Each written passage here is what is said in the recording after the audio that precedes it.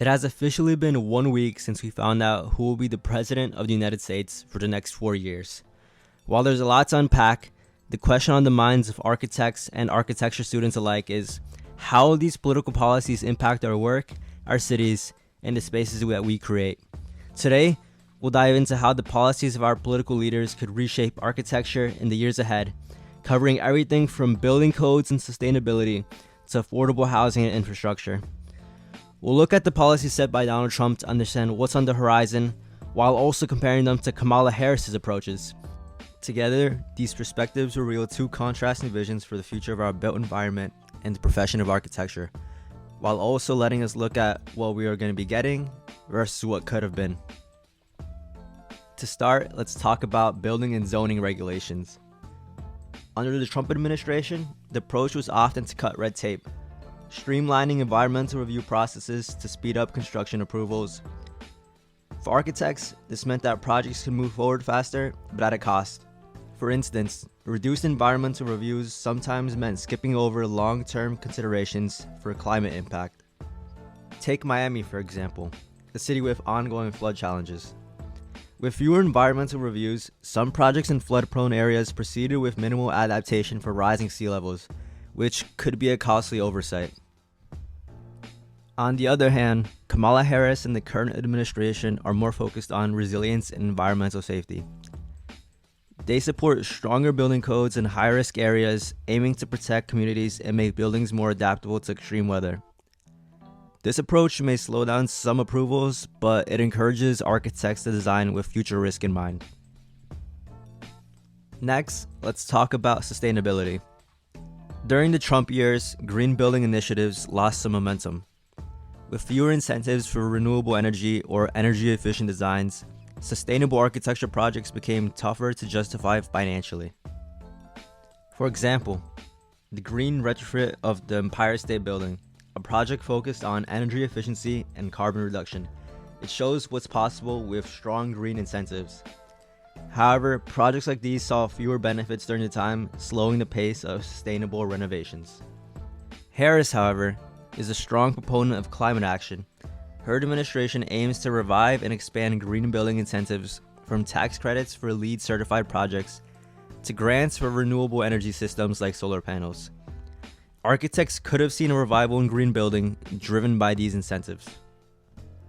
There was a possibility that we might have started seeing more buildings designed with eco-friendly features like green roofs, energy-efficient systems, and even entire buildings powered by renewable energy. Affordable housing is another big point of difference. Trump's HUD policies lean towards private sector-driven housing, focusing on high-density luxury development rather than affordable options. In cities like San Francisco, this often led to high-end developments while affordable housing needs continue to grow. For architects, this created more luxury design opportunities, but it often led limited room for accessible housing solutions. Harris, however, was pushing for more federal funding to support affordable housing. This approach encourages architects to design community-focused spaces that are affordable and inclusive, like the Villa Verde project in the Bronx. This mixed-use housing is designed with green roofs, community gardens, and energy-efficient systems, all promoting both accessibility and sustainability. Infrastructure is another area with significant implications. Trump's approach focuses on traditional infrastructure, like roads and bridges, but there was less emphasis on sustainable urban development. Projects like the Hudson Yards in New York reflect this, with luxury towers and high-profile retail. However, sustainable, community-centered projects didn't get as much federal support.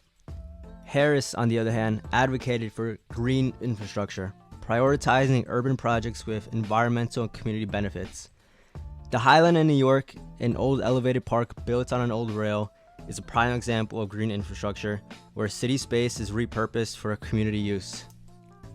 Climate resilience is key for cities facing rising sea levels and extreme weather events. The Trump administration prioritized reducing regulations, sometimes at the expense of resilience, meaning fewer resources for architects focused on climate adaptation. Contrast that with Miami Beach's sea level rise initiatives, elevated streets, flood walls, and pump systems that protect against flooding. With federal support for resilience, architects might get to design more of these forward-thinking solutions. Policies that prioritize climate resilience make a big difference for architects designing in vulnerable areas. Support for these projects allow architects to push the limits of adaptive design, ensuring buildings are safe and sustainable for decades. So as architects and architecture students, the policies we've discussed today impact everything from the speed of approvals to the kind of projects we get to design.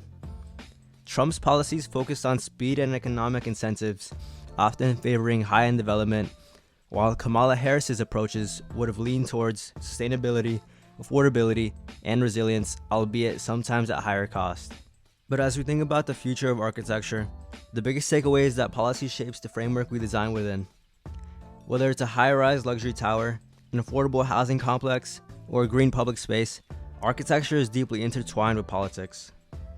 There are other ways that architecture may be affected by the election, such as support and advocacy from the AIA, funding and job opportunities for architects and construction workers, education and financial aid for architecture students, changes in building codes and zoning laws, and, of course, the tariffs on the materials that we use as architects.